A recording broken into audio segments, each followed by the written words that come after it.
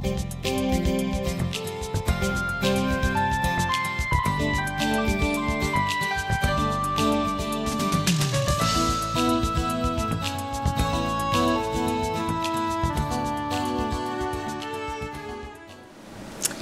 evening and welcome to the Board of Selectmen's December 4th meeting, 2019. Almost our last meeting of the year, but not quite. Oh. So we will open the meeting with citizens' comments. There being no citizens here unless either of you would like to comment. I think we can. Well, I'll comment. Okay. I think the highway department and crews did a nice job. Oh, on this first snow of not quite winter, but it looked like, when I went around town, it really looked like things were cleaned up pretty well. So thank you, guys. Yes. I will tell you at 4:20 a.m. on Monday morning, the roads were clear. I made it to the train station and to New York without a problem. All right, so moving right along, and we were ahead of schedule for once. So moving right along, what is the first item on our agenda, and it's to review and approve the recommendations for the roof design services for the protective agency building. Yes, thank you, Madam Chair. So the public safety building needs its roof replaced as part of the capital improvement plan. And so we have gone out, building superintendent has gone out and solicited quotes from design and engineering firms, which is a recommended best practice as it relates to procurement, and has gone through references and has identified CBI Consulting as the preferred firm to conduct the architectural design work to be done. We received a range of quotes between $16,000 and approximately $30,000. Wow. And this represents the low end of that quote. References were conducted, and CBI Consulting also happens to be the firm that did architectural design for the town garage down the street. So Chris, excuse me, are we required to take the lowest bid?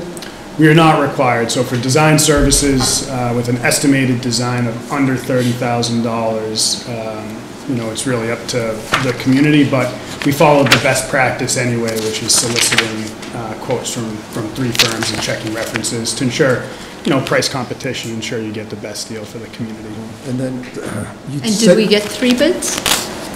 Yes. Okay. And in terms of your due diligence, what is their reputation for quality and work? Yeah, the quality is great. So references that were checked, 5 communities were called, all related to roof design, and all of those communities said that they had a great experience with this firm and that they would recommend them for this project. Great, thank you. And we've used them in the past as well, so we have firsthand experience with them as well. So in terms of timing, we get this work underway in the next couple of weeks, okay. And then we'd set up weather permitting. Weather permitting, yeah. And construction would commence in early spring. Okay. Okay. So we still have one more season with a leaky roof, I guess. Okay. Yes. Yeah, that's a shame. But it only leaks in the chief's office, right? That's correct. But by design.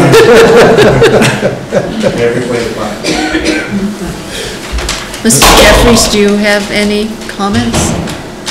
No. Okay. Any of the towns close by, the 5 towns that you mentioned, are any of the towns relatively close? There was one in Norfolk County, but it's escaping me. But I can send those to the board. Okay, so then I am going to move to approve the agreement for consulting services between CBI Consulting LLC and the Town of Dover for architectural and engineering design services associated with the replacement of the protective agency's roof. And I move to authorize the town administrator, Chris Dwelly, to execute any documents relating to the replacement of the protective agency's roof. Seconded. All in favor? Aye. Thank you.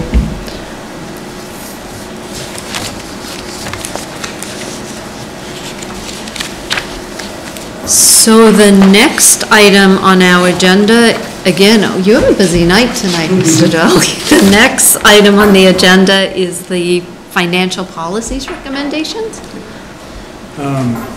So one of the board's goals is to develop financial policies, specifically reserve policies around capital reserves and general reserves, as well as free cash policies. And so as I've mentioned, the finance team has been working on putting together, building off of the work that Selectman Jeffries and his team have done over the past few years, updating that with any new figures so that you can see a landscape of communities in the vicinity as well as communities with a AAA bond rating, their reserve policies. But what's really needed from my perspective is to take that information and then have someone help facilitate conversations between the board, the warrant committee, capital budget committee, all the stakeholders to really help start to develop a consensus and start to develop policies that can be recommended, especially if we want to make anything or tee anything up for town meeting. Given what the finance team has in front of them with our financial software migration and some other year-end tasks, I thought it'd be prudent to leverage some of the professional service money that we had that the board allocated last year to have someone come in and assist with this effort. So the Collins Center has an associate who has 30 plus years in the municipal finance business, budget director in Brookline and Newton. He does work in other communities to help them develop out reserve policies. So in your packet is the proposal, shows you the proposed timeline, it shows you the scope of work, as well as the estimated cost, which is $10,000. And I'd recommend... You know, that was our party money. The party money? Yeah, that was it. There's still a little bit left over. Both Stephen and Sarah have really strong backgrounds, and they'd be ideal for what we've discussed in the past. And utilizing the Collins Center, I thought was a great value for us in the search process. So have you, are there any other towns that you know of that have used them for a similar project? I do. So Kingston, I know they're doing work in Kingston. Okay. They've done work in Ipswich or a community on the North Shore. They have a list of their most recent clients on their website.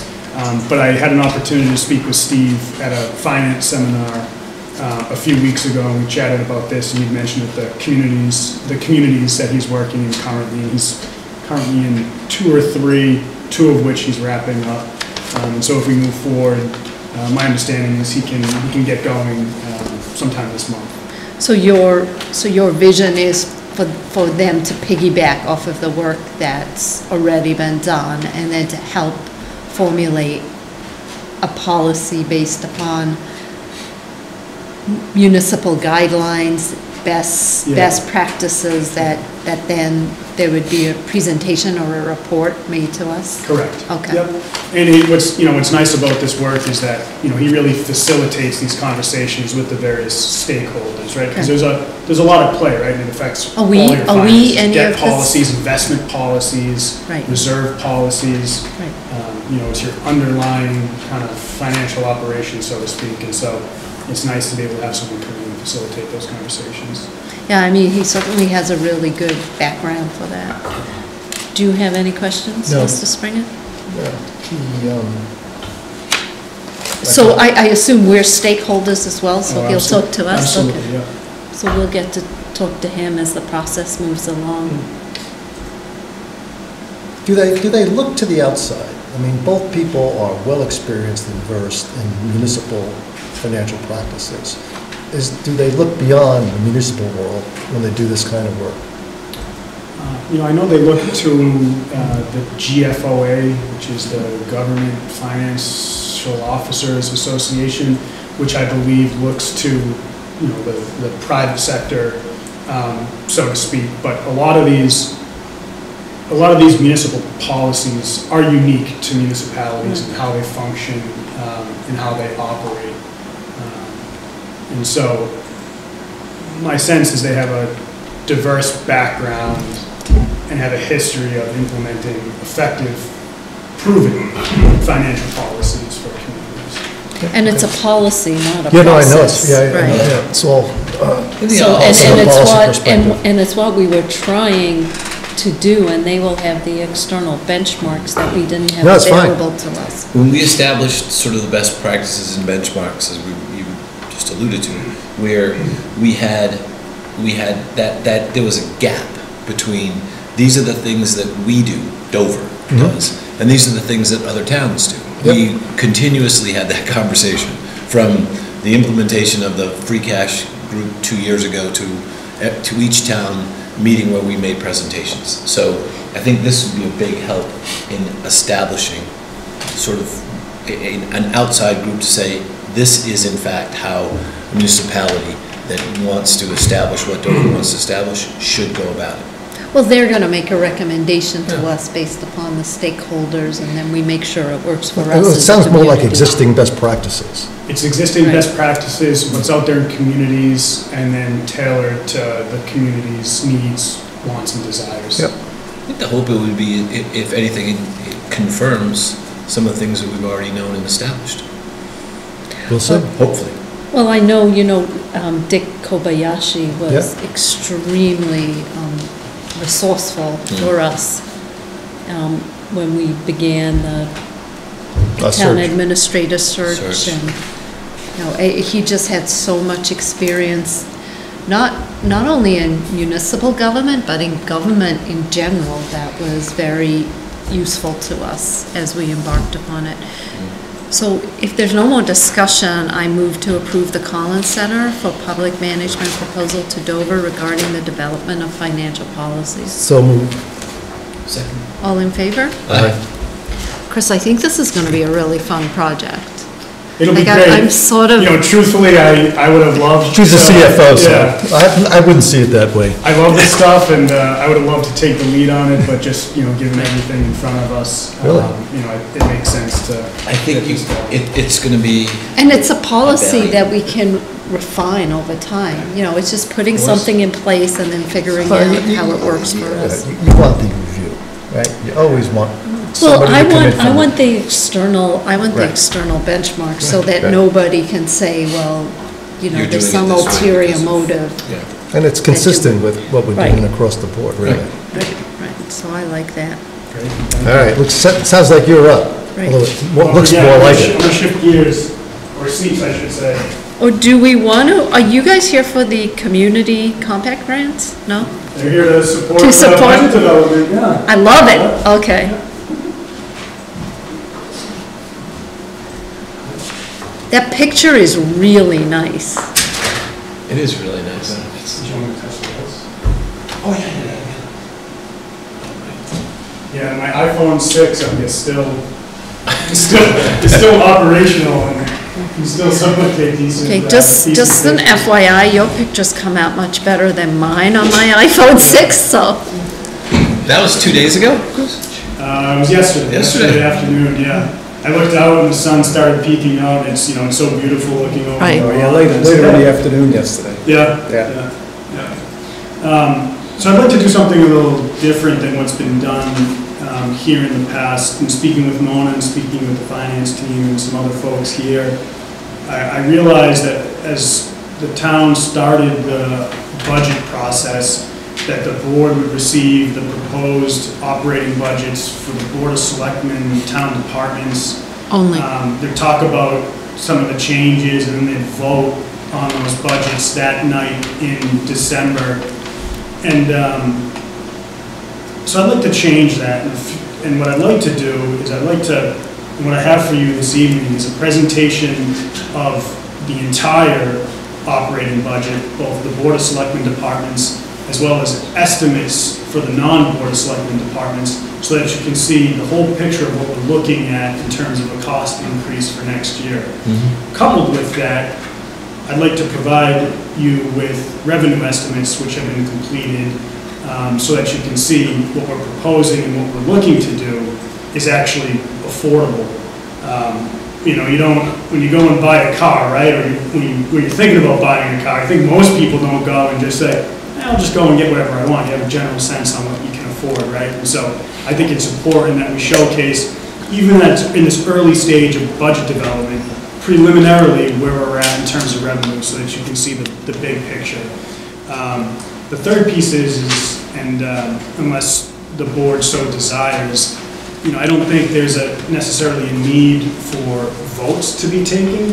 You can certainly provide me feedback tonight that I can go back with on, we'd like to see this area bolstered, or we'd like to see cuts in this area.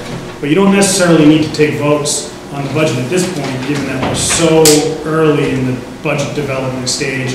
Things will change, estimates will change, appropriations will change, and I think the real prudent time is to provide the feedback for what you want to see in the budget, and then you approve your final budget after the warrant committee and other stakeholders have had an opportunity to weigh in on it. And as we get closer to town meeting, when the final budget will shape up and we want to present it.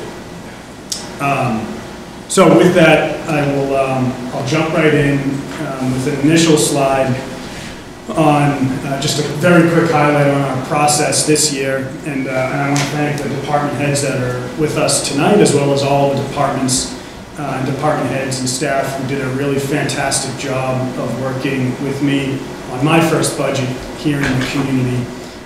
So as a recap, we have a new financial system in place used for the FY21 budget process.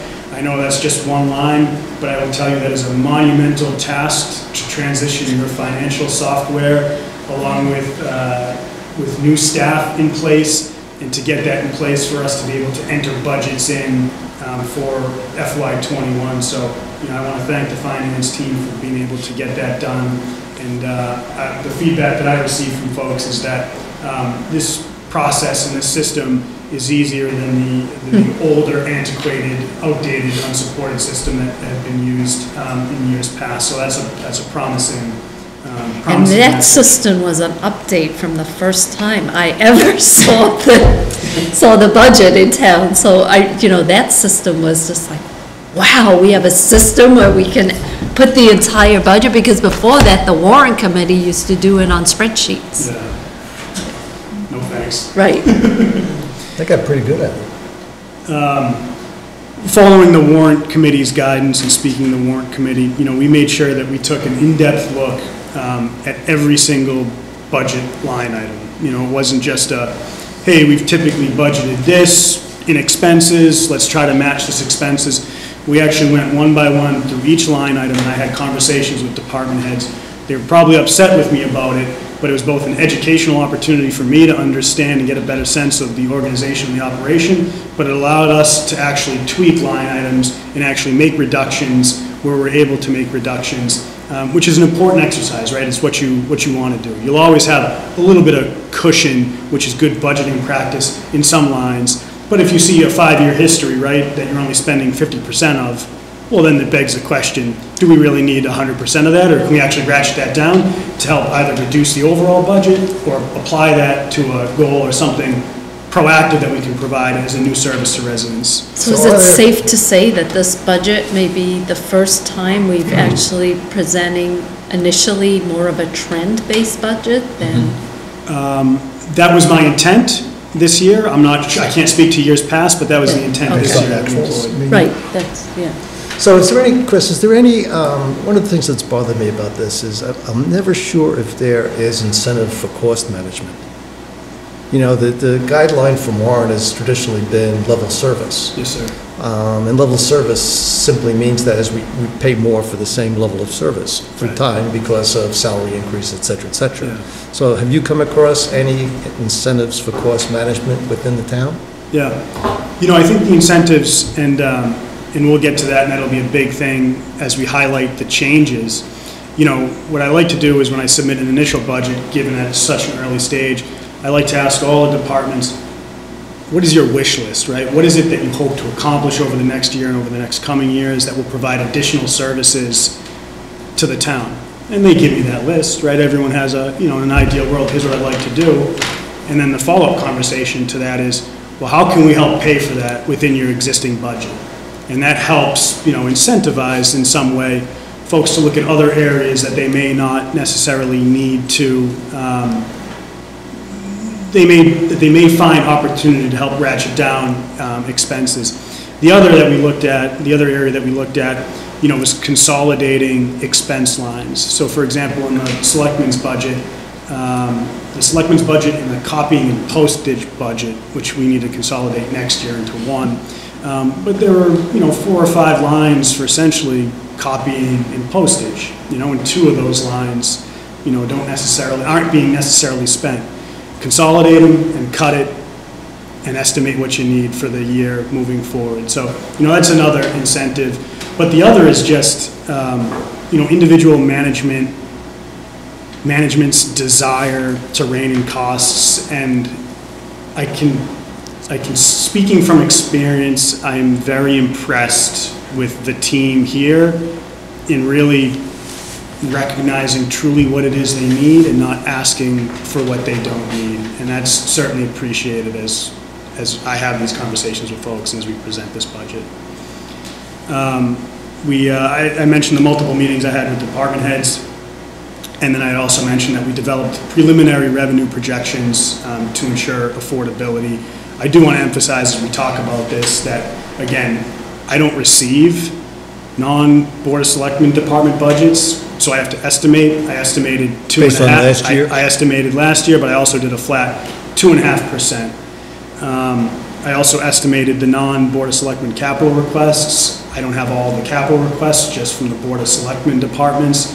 So I estimated I estimated what capital requests would look like based on the FY20 ask last year. So that may, again, after we go through this process, that may be something that may be worthwhile changing. I would recommend changing. Right, just for the purpose of making this exercise a little more meaningful. It doesn't mean that that's your budget. We understand this is your first look at the budget. Like, for example, I know the schools have their budgets together. Mm-hmm. We're not going to hold them to what they have, but it would be great to be able to put in their first pass as well. We must have the capital request too, right? Right. I can get you the capital request. But this budget document, right? It's our It's our goals, it's our priorities, right? It showcases our goals. It's everything that we want to do, right? And so exactly. You should have the complete picture as you have these conversations. Right. Well, for me, I was always uncomfortable approving the selectmen's budgets because I never knew how they folded in to the entire town's budget.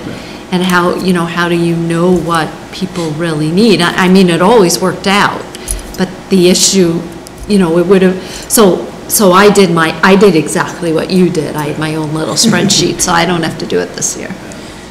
I think you should continue the tradition, though. No, I don't think it's necessary. See how close you get. I'm we good. had very different ways to get to just about the exact same place. Yeah. It was amazing. Yeah, good. I use tea leaves. Yeah. It's never failed. The sacred scrolls. I do want to emphasize that, the school's numbers that I'm using are projections. I heard from the school administration, Chickering has voted on a preliminary budget. That's preliminary at this point. This is included in the numbers I'm about to show you. This is a contract. The region hasn't, so I just estimated based on the past 5 years of school budget costs. And the region is tricky because the assessment can move things dramatically. The same with our insurance, our retirement assessment, all the, these things haven't come in yet, right? You use projections at this point, but they're based off of, past history. And then, of course, state aid and local receipts will change. State aid, we don't have those numbers, but we project conservatively. And local receipts will continue to change as we get more information, as we get further along into FY20. So maybe these are estimates. Double I underscore. would double underscore italicized. that these are estimates. But it's a first pass. It's a first pass. But it's the first. But it allows you to have a conversation, right? Especially as we get to some of the priorities and things that we'd like to. You want to take a look at the spending, but the spending needs to support the goals. Of course. Not the other way around. Of course. Right? What do we want to accomplish? Articulate that, and then what do we need monetarily to get us there? Yep. I mean, it's always sort of budgeting, and it's always sort of been we put the number in first, and then figure out what we want to do. And then you ask can we afford it? Yeah, exactly And you can't right. always Can we afford afford it, it? so Then- you have to prioritize. And spread things out over time. Right. Just like you would anywhere else. Right. Except buying a car, we just buy a car. So a big component as we talk about affordability is revenue. This slide highlights what we're estimating for, I will characterize as new growth or total new growth. So as you all know, we can levy up to 2.5% increase over last year's. That equates to $861,000 and change. That doesn't mean that we will. It's just that we can, in new property tax growth, bring in that number for FY21. Our new growth based on the assessor's work this year and her work with the building inspector this year is estimating new growth conservatively at $200,000. We came in at $304,000 for FY20. Local receipts are conservatively, I guess it depends on actually really who you ask, at $67,000 for total growth estimate of $1.1 million. On the local receipts, I just wanted to highlight that this estimate is, that number actually needs to change, but it's a little bit more than what we budgeted for in FY20, and that the estimate here is 90% of actual receipts collected in FY19. I think a best practice is between 80 to 90%. When you start budgeting at 100% and you see a downturn in the economy and then you wind up short, it creates a problem. So you'll always want to target that a little bit less than your actuals that you brought in. And to remind people, this is the incremental increase. It's not because, you know, somebody will say, local receipts is always around $1 million. Yeah. But this is Absolutely. like the incremental difference. Absolutely. Right. And we'll work on each one of these line Right. items. You know, local receipts are made up of about 15 to 20 lines, and as we get more data in, as we progress through FY20, we'll have a better sense of where we'll likely end up for FY21. On the expenditure side, in front of you are your budget books. They contain the line item detailed budget for all the Board of Selectmen departments, but I just wanted to highlight a few this evening, both the major cost increases that are really contractual, as well as the new cost increases that we'll talk about in depth in a bit. And so schools, again, I'm estimating it's a 4% increase there based on years past. Underscore that this is an estimate. Town wages that we're looking for based on our contractual obligations with our bargaining units, as well as the recently agreed upon cost of living increase, brings in at the number that you see there. Our estimated retirement pension liability is at 113, and our other insurance, health, property, general liability comes in at 119 for a total of $801,000. Almost 80% of our new growth in taxes. That's it. And so now for the new things, right? The new things that we'd like to do beyond the day-to-day to help to provide increased services and help meet the Board of Selectmen's goals for the community. And I'll go into detail in the next slide, or in 2 slides on this, but I just wanted to give you an overview that we're looking for major cost increases here of $140,000 this year. A majority of it, some people may look at me and say, you're crazy being a brand new administrator and asking for 4 new part-time staff. And you said Bob made you do it? We'll get into it, but I think... But you don't have the project, is the project manager funded in that, in this increase? We put The project manager was funded last year. Yeah, we put it in there last year. Yeah. But truthfully, for under $100,000 for those 4 positions, without paying the 30% benefit add for full-time staff and the anticipated services that we'll get, this is a win to me all day. So IT needs will reflect whatever comes from retrofit in terms of... Yep, that'll be, I'll get to that. So that really is double escrow, right? In the next slide. No, that reflects new things, and I'll mention that in a second. So this is just, again, underlying and underscoring estimates, but as we talk about what we want to spend and what we want and what we can afford, this just gives you a very high level. Again, our total growth estimate at 1.1 and our total cost increase, this is net. Now you notice on the previous slide that we came out to about $900,000, but this only comes out to $600,000. That's because, changes in debt assessments, as well as, and I'm happy to say, the crew this year did a very good job of actually reducing where they could. In my earlier slide, we actually reduced or level funded about 30% of the total line items in the budget to help afford these new services, which is a really great exercise. So the proposed budget that's in front of you provides for all essential town services. It addresses the Board of Selectmen's goals in areas of customer service, modernization, and succession planning, fully funds all of our contractual obligations, includes the routine spending as I've estimated it, and it fully funds our annual required contribution for our OPEB. Did we get a number for that? Not yet.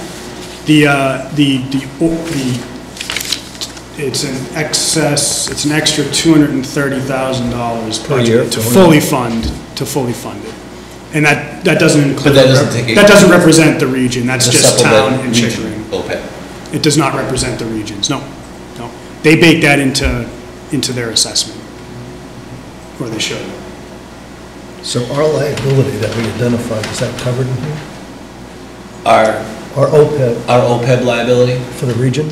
the region is not included in that. That's not included in there, so in a lot of go ahead, But sorry. no, as we did last year, Yes, will you expect us to have a warrant article again this year if we decide that we're going to again propose a supplemental contribution?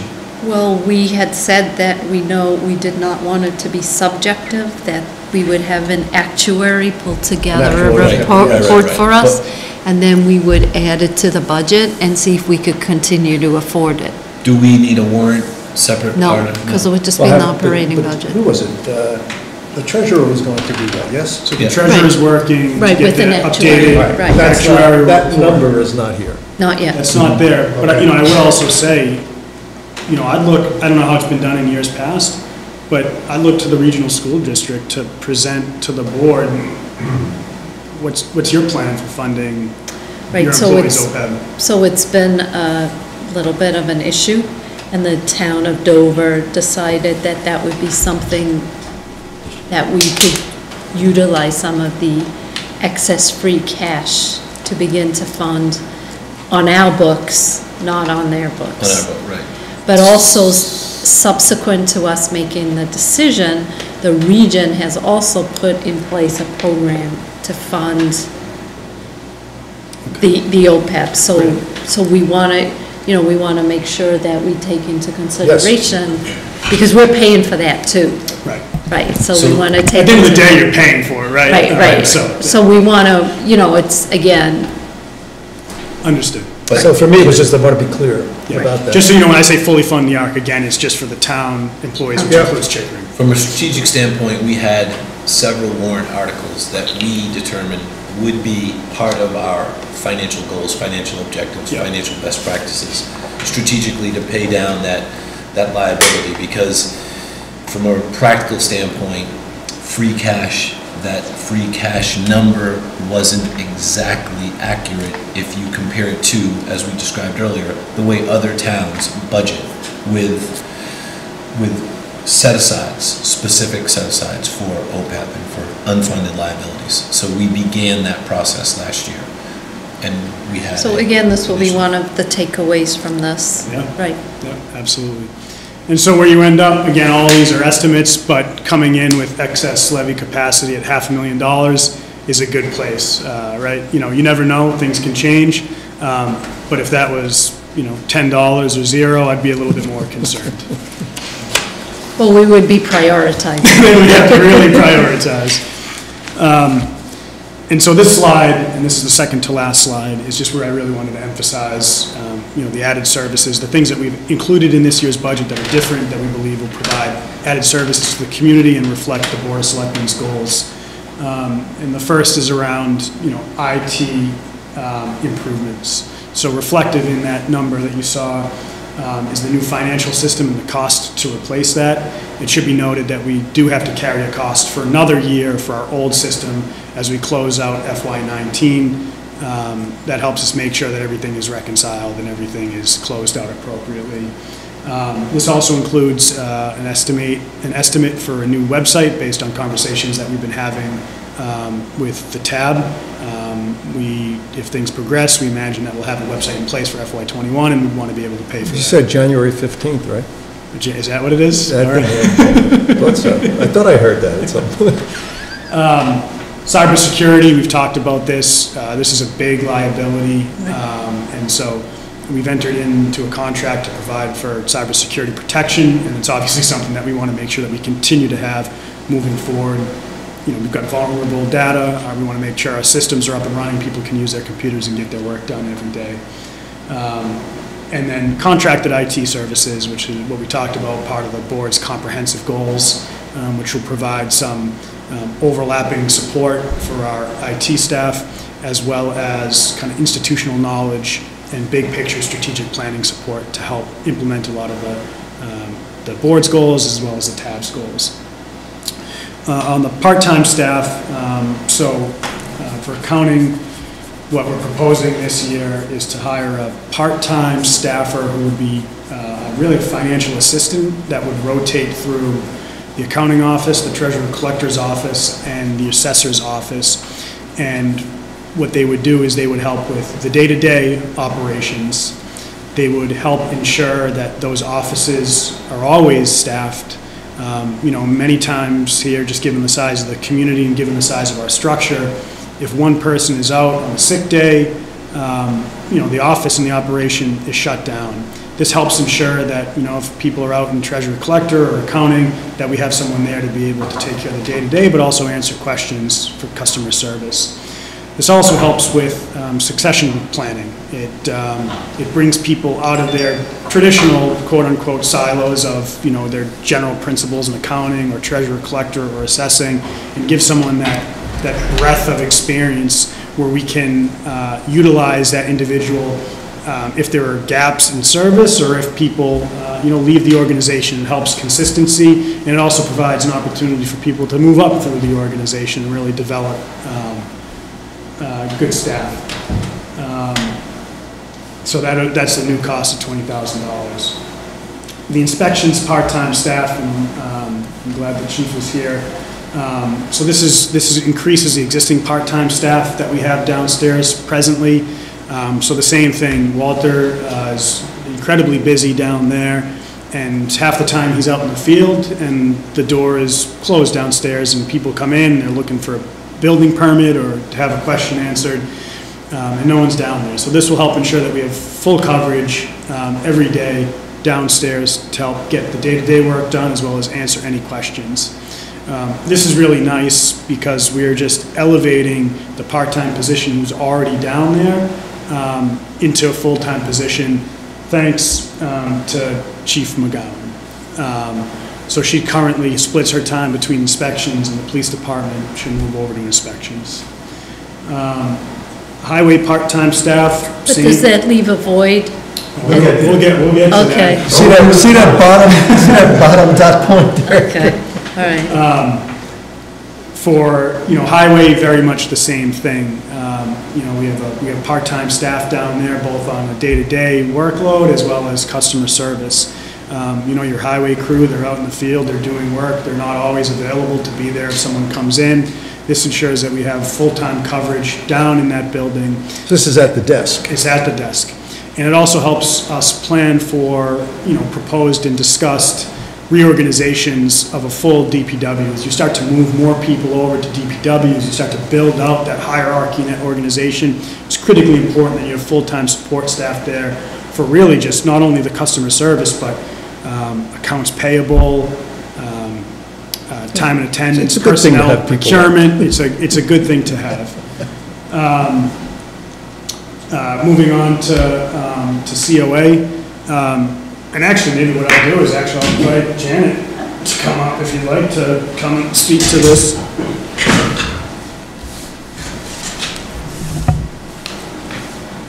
You did that without even taking a drink of water. That was pretty impressive. Yeah. Well done. I took 7. Thank you. He's keeping you hydrated. The Council on Aging is looking at increasing hours for their outreach and programming staff. to meet our service demands, ensure continuity of care for our at-risk and our homebound and frail elders, and provide support to their families. We have, our current outreach worker supports the community as they can, and on other days I am providing the outreach services to the community. So this would expand some hours so that there would be a continuity of care and somebody who's able to understand the needs and connect people with the resources and support this. Is that something Anne Marie would be able to just increase? Anne Marie, I was looking at more of the programming staff piece because she's in our volunteer coordinator role now, and that would be something where she would be able to help us with manage our My Senior Center software program, so that we're able to track our data in a more consistent and accurate manner. She networks out with our community for the schools and our intergenerational programs, but also to provide the support to me as director so that we can, I can be connected to the community in some of the regional meetings, and some of the staff can manage some of the day-to-day functions of the office. So this is out, this person is really out and about town going. There's 2 positions here we're looking at increasing hours for. And so the outreach person is out in the community. That's Nan Vaida. She's a nurse as well. Okay. And so she's out doing home visits, and she's out visiting. We had somebody who broke their hip and they're off at the care facility, and she's visiting them there, working with the staff to develop what's the transition plan to get her back home, working with her family to say, how are they going to have the supportive services and the equipment and the funding for what they need to continue this wishes of how this person wants to care for themselves. Okay. That's great. Thank you, Janet. Thank you. Chief, you want to switch? Sure. So you gave something up.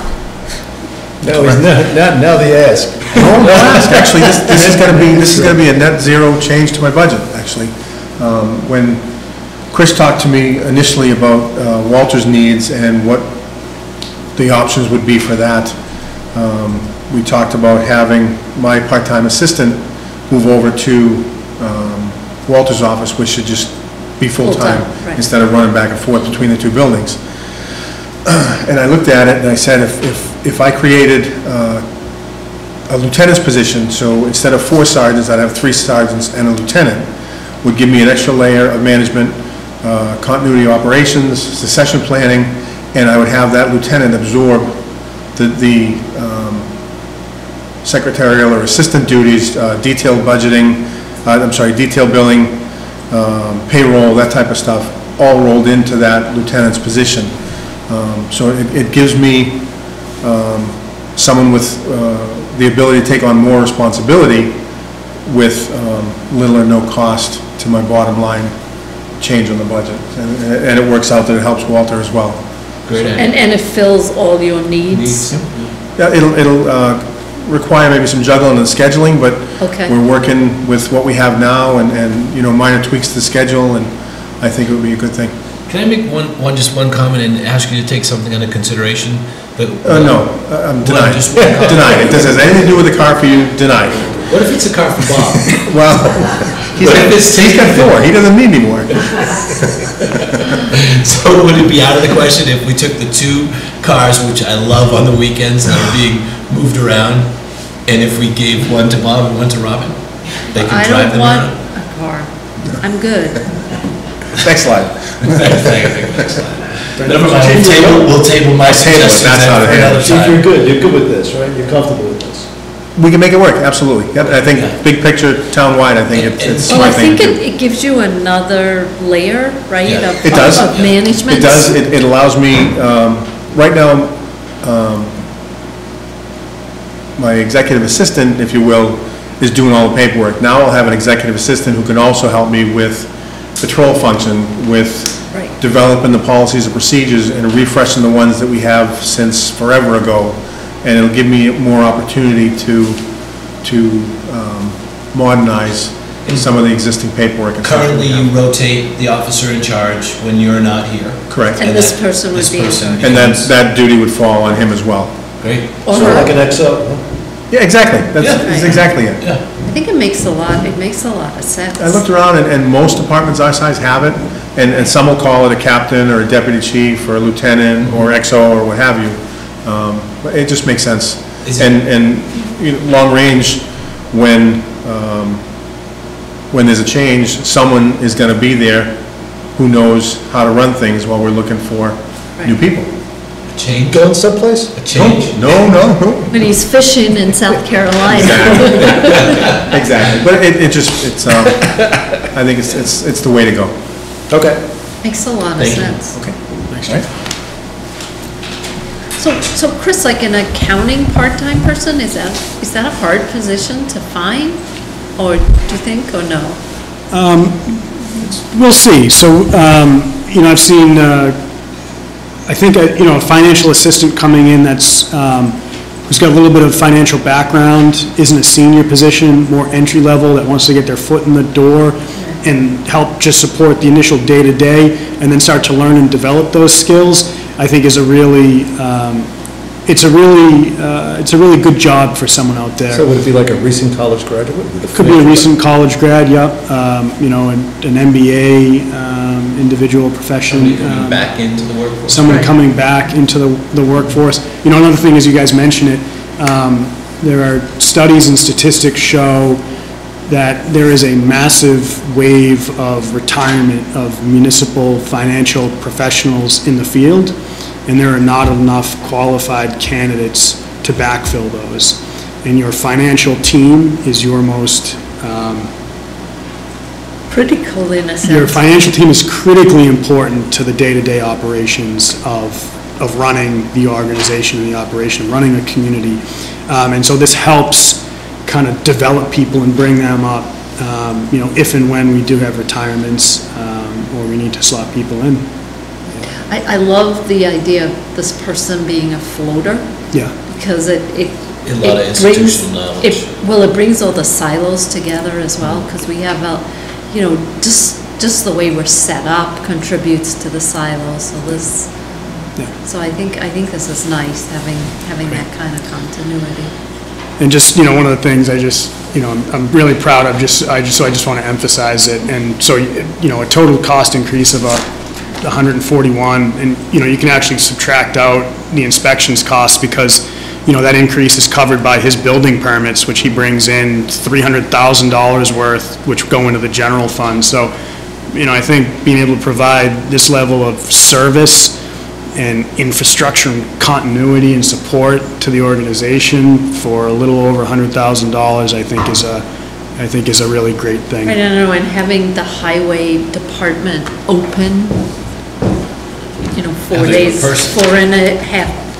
Right, it is open, but having somebody there to address issues will go a long way. This is my end slide. Everyone likes graphs, so you throw it in at the end. This just gives you a quick glimpse at the 5-year operating budget overview. So you'll see, you know, between the FY20, again, that's requested, that's the budget, and this budget year, this year, you know, you're looking at about around $600,000 cost increase. Total, for everything. That's pretty dramatic. Estimated. I mean, that's 20% on 5 years or something like that. So, all right. So we'll continue. It's been a lot more conservative. I don't know what happened between 18 and 19. That was a Right, we big should bounce. go. Do you know what that was? I'm sure I have notes. Yeah. You know, so one thing just right off the bat that should be pointed out is, you know, FY18 is an actual where you ended, and FY19 is a town meeting appropriation. And what do you guys usually generate in free cash? About $1 million? Right. Yes. So let's just say conservatively $500,000 you probably want to reduce 19 by. I mean, it's still a pretty significant increase, but it doesn't represent the actual spend. Hence my focus on cost. Yeah, yeah. But the 2% that we're at, I think it comes out to 1.8 from last year to this year, is a good thing. You see across the board, generally, overall 3% increases. 3% is a lot in an inflation environment of under 2%. Yeah, that's a big crux of the issue, you know, especially when you look at these, you know, your low liabilities, but, your contractual obligations as it relates to, health insurance and utilities and understand just how the it things happens. running, yeah. I mean, health But that's- insurance is, but that's you're the looking at impact. 12%. Oh, Thank you. Thank you. Yep, so we'll continue to work Well with done. Lauren and refine these as more numbers come in, and we'll continue the dialogue, and happy to present We'll it. narrow the gap. Yes, Yeah. thank you. Original estimate is the final. Thanks, Chris. Well done. this was a good way to look at it. And then we have all the detail in here. All the detail. Evening reading material. Okay. You're still on. Right?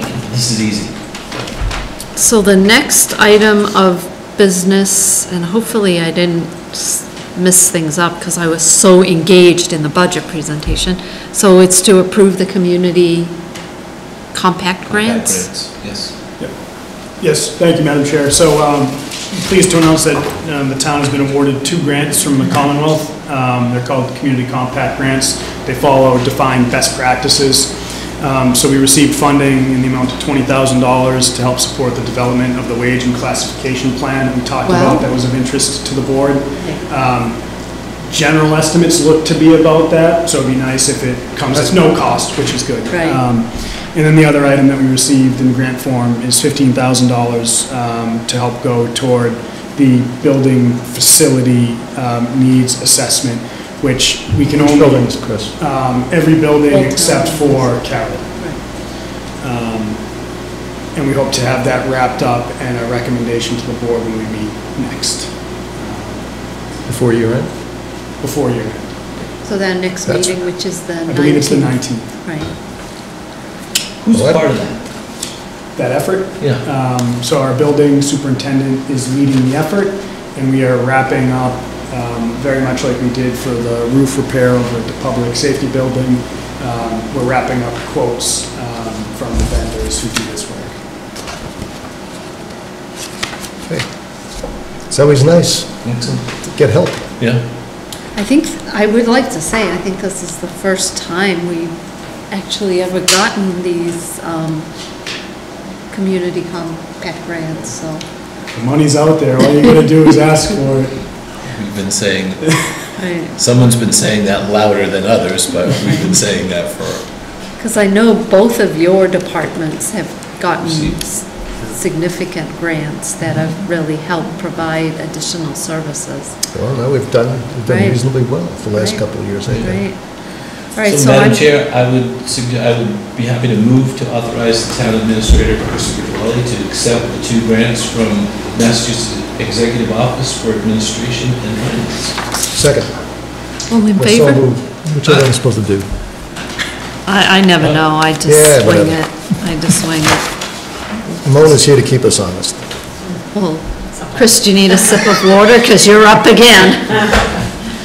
Man, you're earning it today. Right, so the next item of business is the, to approve the lease agreement between the town of Dover and Community Cycle.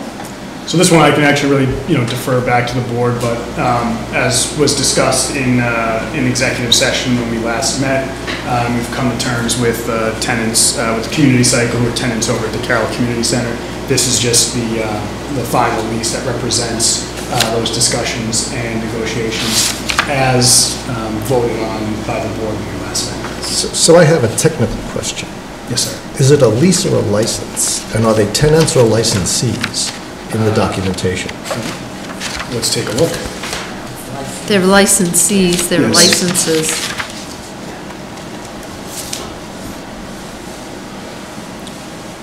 So there was something I saw in there that talked about being tenants or something, and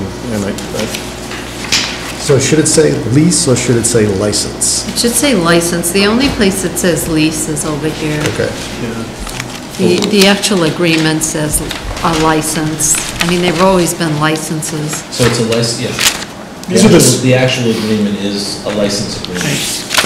And it's a license agreement in all the language of the contract. I think it's just in our notes reflected in our agenda. Okay. And this is The term of this license is December. Runs from September To March 2019 31st. to March 2020, Okay. through March 2020. Okay, end of the month, yeah, okay. All right, so I move to approve the lease agreement between the town of Dover and Community Cycle LLC. The license. I stand corrected.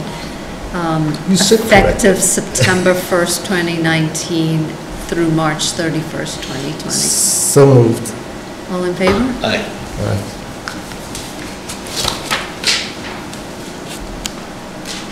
Huh, you get to have a rest now. Thank you. Not for long.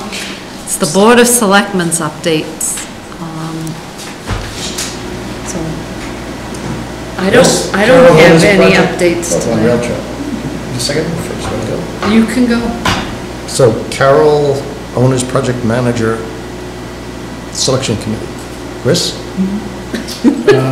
Yeah, so the OPM committee met 2 weeks ago to review both this proposed scope of work that's desired as well as the qualifications for respondents.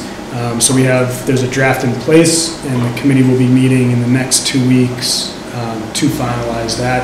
And I hope at that point we'll be able to publish that and go out to market for responses.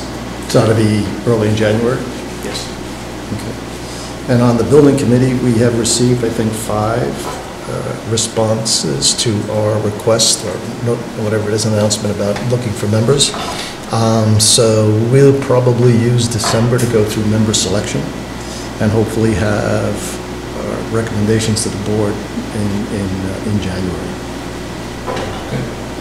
Madam Chair, if I may, I can just comment on Rail Trail. Last night, we, as part of the Dover Open Space Committee and our meeting last night, which was our 3rd meeting, Valerie Lynn reported that making progress with the MBTA, and the Friends are making progress with the MBTA. That'd be nice. They are running into a lot of the similar roadblocks and challenges that we experienced over the past 3 years or so of dealing with the MBTA, but they're making progress. So. And we also, Chris was kind enough to remind them of the deadline for the Mass Trails grant. Because we did get, we were encouraged to apply again, and we did relay the feedback that we got from the grant coordinator to Friends and said that we would be willing to assist them in their application for a new grant. With regards to the Dover Open Space Committee and Amy Moot, in our meeting last night, one of the things that we have, one of the common denominators of all the stakeholders that report to that Open Space Committee, enforcement is a common denominator. It's something that we are trying to get together as a group and understand. There are many different stakeholders, different groups involved. There's lots of topics from water to conservation to cutting and encroachment into open space areas by homeowners. So we're going to focus on over our next meeting and the meeting after that is what can the Open Space Committee come back to the Board of Selectmen and say, these are the things that we really want to address for enforcement of our existing regulations, rules and regulations. And how can these existing rules and regulations be enforced by the Board of Selectmen? Okay. Or is it our responsibility to enforce? Or is it our responsibility? And if it's not, should it be? So we're going to get a little ticket book? Chief, do we get a ticket book? It'll be in the glove compartment. Right after you guys break in, right? Yes. Yeah, good idea. We're going to table that one as well? Yes. We have a lot of discussion. So, We could get an enforcement. app. We'll design an app. I think enforcement is a conversation that the collective, we should have. Except because- Apple Pay. Except Apple Pay. there are many, many different items that are brought up continuously that we seem to go round and round on. But we need to have a resolution and we need to have a process that, if it exists, just needs to be explained to a lot of the various stakeholders. And I would like to have one enforcement group. And seeing where I think enforcement is right under the subtitle of your department. He's law I'm not sure enforcement? statutorily we can, honestly. Right. But don't we have like fence walkers we could use? We have a fence review board, but I don't think they have. I think there are walkers or something. We could give them a pitchfork. So that we do have to have those conversations from a statutorial standpoint of Or even bylaw. Or even bylaw. No, that's exactly right. I think That's a lot why of I this say stems you don't from know bylaws. who's And the responsible. bylaws, or lack or thereof, lack yes. thereof. Exactly. So This is really a big issue. This is not a small issue. Sorry. Robin, wouldn't you agree? I should be in charge? I would disagree. Be careful what you wish for. I Chris, don't write want to that be down. in the enforcement business, right? Yeah. There's a lot of people who don't want to be in the enforcement business, but somebody has got to be. Well, I think there are rules and regulations, and you need to make sure that your bylaws are adhered to. Right, but- exactly.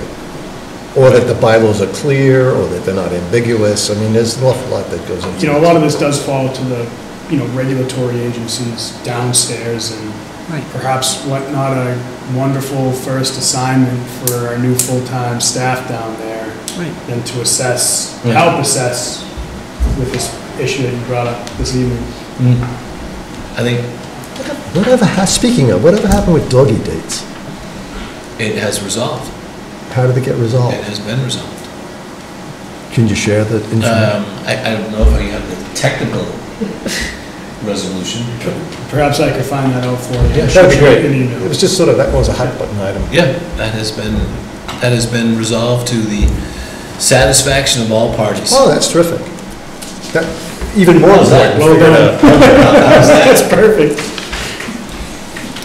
So that dovetails our next item, upcoming agenda, so that could be one. It does. And actually, if I may, on the open space items that Selectman Jeffries just brought up, he and I have had a conversation, just very preliminary conversation on a little bit of history, and, in my time here, I've heard the same themes of interest here in the community, and it may be time perhaps to revisit the CPA and whether or not that is a worthwhile endeavor. So, I could very least tee up a presentation for folks, or I look to you to determine whether or not that makes sense for the board, but it's Just because something was turned down at town meeting doesn't mean that you shouldn't try again, because the times have changed, and so I think. Just depends on where it sits in the priority queue, really. Right, I think,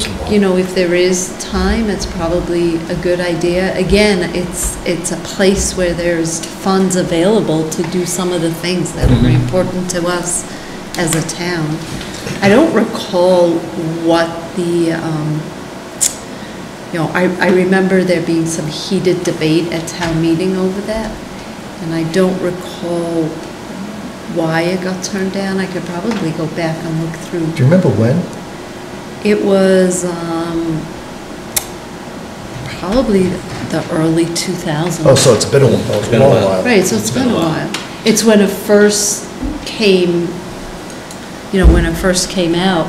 And, that was unfortunate because initially, in the initial years, there were so few towns participating that there were more funds available to towns to do projects.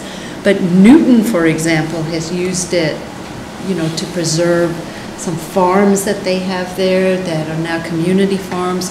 So a lot of communities are using it for some great benefits. Housing being one of them, and that has been a hot button item. It's probably, just because you're looking at something doesn't mean you're going to do it. Just because you've looked at something before and didn't do it doesn't mean that you can't relook it. can't relook. And as a matter of fact, I think it's best practice wise to continue, if time permits, to continue to relook at these things. I agree, and when you think about the Dover Open Space Committee, you think about the HALE initiative that's underway. Yep. How those items are being brought in to us as the board to look at, to really understand, to see how all of the dynamics of space, the cost of doing nothing, which we have begun that process in many different things to look at, build it into the analysis. When you go back to Community Preservation Act, it's got a lot of the components of that whole process. So, why not take a look at it, because we're doing it already with open space, with the HALE process, with the 690 acres that we have. I think that something that happened 15 or so years ago, right? I mean, there's a lot of experience. At the time, it might have been new, there might have been uncertainty about how it was going to work, but now there's certainty. But There's track record, et cetera, et cetera. So my only question is, reach and grasp. There's a lot on the plate. Where does this sit in the queue? And that's really up to Chris, not up to us, to be able to manage through that kind of So stuff. make sure you have enough people to do all of these And things. it's not, it might be a multi-year process Yeah, It as could well. very well So, be. you But start if looking it at jives it. in with some of the other things that are going on, Right. it really deserves. But, I think the most important thing to keep remembering is just because something was turned down doesn't mean maybe at that time it was the right thing, but maybe now it isn't the right thing. So I encourage relooking at things if they potentially make sense to Yeah. us as a community. Again, my only issue is make sure we have. Right. When we capacity. began the open space process last year, we looked at the model of Essex, Essex, right? right? Yeah. It was a 7-year process. Right, and I Yeah, think yeah, they yeah. use CPA funds They- for some they of it. did. Right, Yeah. I mean, these They did. tend to be complicated. right. So, Thank you. thank you. Was there anything, Madam Chair, on the future agendas? Right, so one of the items that we looked at and then we haven't really sort of tabled it, but we should probably discuss it some more, was the social media and communication policy. Because it is one of our goals, communication, and It'll so- come back into when we update the website. The website will have a lot of areas to do communication. It should be hand in hand with that. Right, but this was also, we need to address the social media aspect of it because citizens there are citizens that do rely on social media. Yeah, And it's so we actually- need to, we need to address It's that. all, website will cover it all. Right, like the police chief does an excellent job. I'm using social media to notify residents of down power lines, accidents, repaving of streets. So for somebody like me who's on the go, I signed up for the updates and I get the updates and it's really helpful. I also think that Now, I wish you would Most say recently- how long it would take you to get from Cedar Hill Do down not. to Walpole each morning. don't do that. Don't go there. Look at the tables have turned. See, I'm giving you. You don't want to go down. You know when you drive on the highway and they have that message board and they Yeah. say, How many minutes? they say expected time to get from the Mass Pike Can to you here imagine on Walpole is. Street, if you do that, this X number of minutes to Breton Road, X number of minutes to Village Hill? That would, no. There's a dead spot for cell phone dead spot right Yeah, at it's not being Breton. But we- Drives me nuts. On a very positive social media recent topic, I think that Andrew Keough did a great job on Monday with regards to school closure. Chris woke me up. School was at closed 5:30. on Monday. Yeah, no, two-hour delay. No, On Monday. Monday to Tuesday. Right. So. School was open on Monday. School School professional had development day. Oh, on Monday. Professional So that worked development out day well. on Monday, but had a 2-hour delay. And I thought that the way it was handled, the way that we had a 2-hour delay versus a closure, where all the surrounding towns were closed, I thought that was perfect.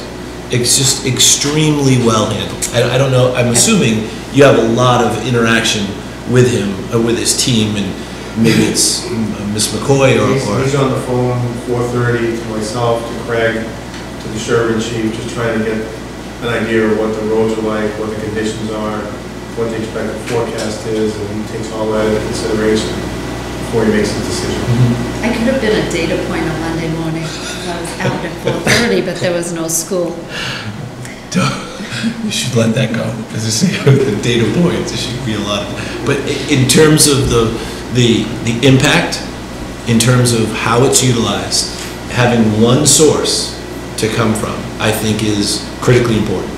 Whether it's your department, the region department, the Chickering and so forth. So The town. the town. I think that having that control aspect, that's the right word, is critically important. Or if there's two, is the same message coming from both Well- avenues. Think of a little slide Do you do Snow. that? Do you put out... coming off the roof. We don't have We to send each rates other to stop to make that. sure that both of our constituents get whatever message we're trying to get. Exactly. So the message is unified. Unification, new word. Absolutely. So I'm, Madam Chair, we're ready to go.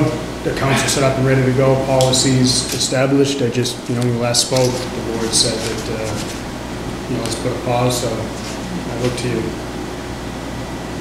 Well, maybe we should redistribute it to us, and then we could have a conversation about it at the next meeting. Yeah, my view is strategy before policy. Unification. You gotta come through the town. Right. It's The got to website, be... and the town is going to, the website is gonna be the hub. It needs to follow the website. Yeah. But doesn't the website just link to that? Technology exists. If you put something on the website, it automatically pushes to whatever social media you have in You direct. integrate the social media content onto the But page. it comes through the town. Right. Right. Just to your point, Selectman Spring, when I How resend, formal. what's that? How formal. When I resend,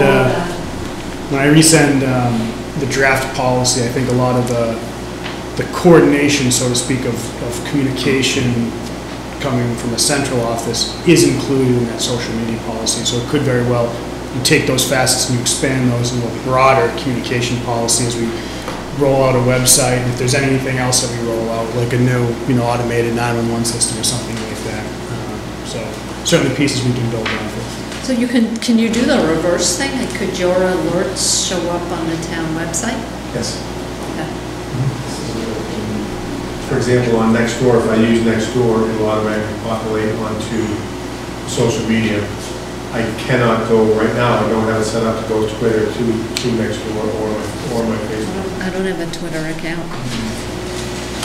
I feel like I should get one because No. Amtrak. No, That's a bad idea. No, it's. That's a bad Well, idea. it's because Amtrak posts their closures and delays more regularly on Twitter than they do, even though I signed up for text Yeah, I have a Twitter messages. account. So I would just do it to follow Amtrak and the police chief.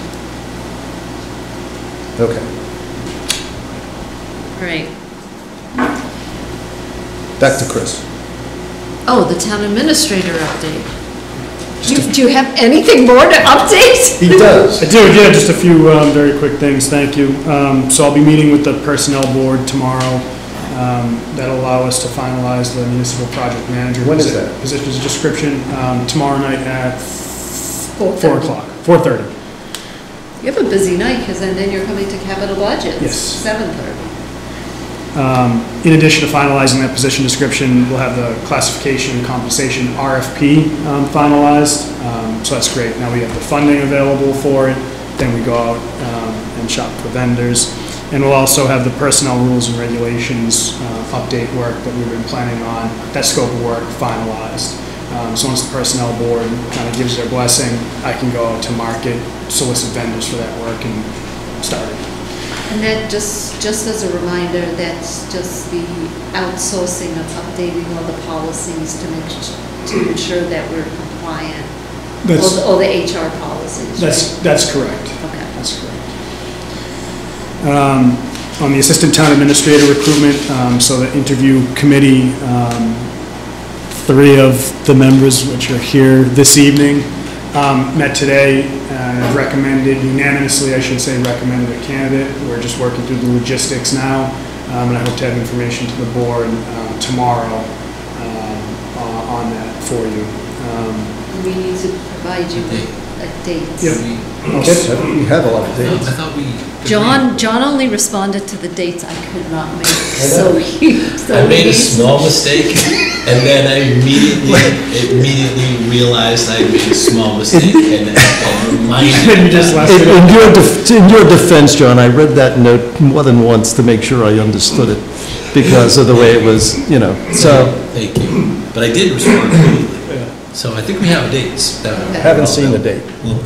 But as I send out information tomorrow, I'll also recircle back on availability. But I think it's really hard to keep them in line. It would be most efficient if we just picked a day and all just do it. Yeah. First mistake I've made this year. I wouldn't call To it. err is human. Man, are you human? Wow. And then the last thing is just an FYI that we're entering into police negotiations for a successor CBA with the police department this week. What's a CBA? Collective bargaining. Okay. Okay, could you do a quick update on TAB? Yes, sir. So the TAB will is meeting next on Tuesday morning. Retrofit, good reminder. Retrofit has finalized their IT infrastructure work. They've taken that work, carved it into a recommendation, kind of a glimpse at where we are today, recommendations on how to move forward, prioritization of those recommendations, because there are quite a few, and anticipated budgetary cost for those recommendations. So those are the last few pieces that they're working on. They've wrapped that up, and I've asked Diana to make sure that the TAB gets that final package of materials this evening, so that they have it in advance of their meeting on Tuesday. Retrofit will be on site on Tuesday to present it and have dialogue with the TAB. In addition, I believe the TAB is anticipating that they will continue to work on website evaluation and perhaps have a recommendation at that point. I think that covered the 2 big pieces. Yeah, the only other item that was hanging out there was something I saw about, I don't remember quite what it is. The speed? Well, there was the speed, and then there was something about the host. Yeah. The host setup now it's not great. Not great. Which isn't really surprising. We're pretty good at not great on this. Yeah. So I met with our IT director today. She'd indicated that there is availability to increase the speed to get us kind of over the temporary hump until we have a replacement. Is this the website host? It's for the website host, yep. It is at no additional cost, but I did ask her to make sure. I wanted to see what the terms were, because I don't want to get locked in a 5-year rate or 3-year rate when we won't need it for that long. Yep. So that's in process. Okay. So, excuse my ignorance here, but websites are, commodity thing. So why, it seems to be that the evaluation is taking some time. Are there specific things that we're looking at? Because they're interchangeable. Well, there was one vendor that we have been working with, actually more than one, but they have 2 products. And there was last week, the last time they met, there was a relatively detailed evaluation of the functionality of each of the products. And it was sort of and there was pretty good discussion, dialogue around the 2. I do think that we will reach, and then there was some due diligence done of the towns that use the products, the recommendations of the vendor, all that kind of work. And I'm thinking, if things go right, we should they should propose or recommend to the board going with one of the products that they review. Because it really shouldn't be a huge due diligence process. I mean, websites are just, they used to be very proprietary, and now they seem to have very similar engines, and they're very portable. We don't like our website, we redesign it and stick it somewhere else. We could have punted and just sort of picked one. No, I'm just curious, because I mean, I would love to have a more responsive website and have stuff that pushes out the social media. The time goes into figuring out the functionality and how we can use it, and will it have the support going forward. Don't underestimate the content, though. That's important. And then, going from hither to yon is going to be a big deal. And I think that was one of the things, like the first transition, we just were trying to move everything over, and you don't really need all of the stuff. Right. So that in and of itself is going to be a pretty decent project. Yes? Absolutely. I think he used hither to yon in a sentence. And that was like maybe a Christmas Carol reference. Or like, It sounded really nice. Sure. It sounded nice. And then just the last thing, if I could just build off of Selectman Springer's comments earlier, I just want to thank as well Craig and Chief McGowan and our first responders. I'll tell you, Craig told me that he's got the best snow removal operation anywhere, and he did an excellent job, and it's something that folks shouldn't take for granted, because it certainly doesn't happen in a lot of communities. And one of the reasons why we could have the school open at 10 o'clock. There we go. Very true. How about mailboxes? Summer casualties. For me. Yeah. It's people put their mailbox too close to the road. That's the problem. There was a site plan review for those mailboxes. That was a funny picture. That was a painful picture, but we're going to be big boys about it.